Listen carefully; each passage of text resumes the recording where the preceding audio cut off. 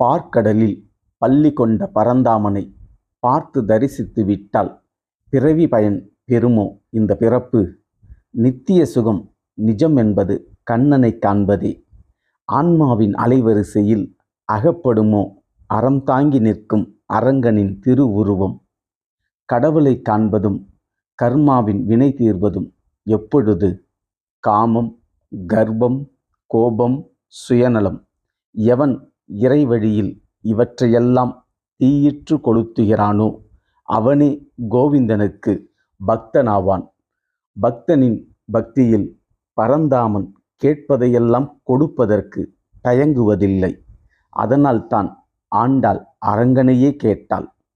கோதையின் வேண்டுதலில் வேங்கடவன் மிதக்கும் மேகமானான். பாவை நோன்பில் சிறகு முளைத்த பறவையானான். இறைவனின் இதயத்திலும் கசிந்தது காதல் நதி. வாழ்வின் பொருள் தேடி ஆண்டாளும் பேரன்பின் வழி தேடி கண்ணனும் நகர்ந்து கொண்டே இருந்தார்கள். ஆண்டாளின் 27ஆம் பாசுரம். கூடாரை வெல்லும் சீர்கோவிந்தா, உன் தன்னை பாடி பறை கொண்டு யாம் பெரும் சம்மானம். நாடு புகழும் பரிசினால் நன்றாக சூடகமே தோல்வளையே தோடே செவிப்பூவே பாடகமே என்றனைய பல்கலனும் யாம் அணிவோம். ஆடை உடுப்போம் அதன் பின்னே பாற்சோறு மூட நெய் பெய்து முழங்கை வழிவர கூடியிருந்து குளிர்ந்து ஏலோர் எம்பாவாய். எதிரிகளை வெல்லும் சிறப்புமிக்க கோவிந்தனே, உன் புகழ் பாடி அருள் பெற வந்தோம்.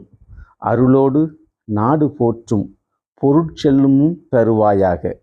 கைக்கு சூடகம், தோளுக்கு பாகவலயம், காதுக்கு கடுக்கன், காலுக்கு பாடகம், அணிகலன்களை எங்களுக்கு கொடுத்து அழகுபடுத்து.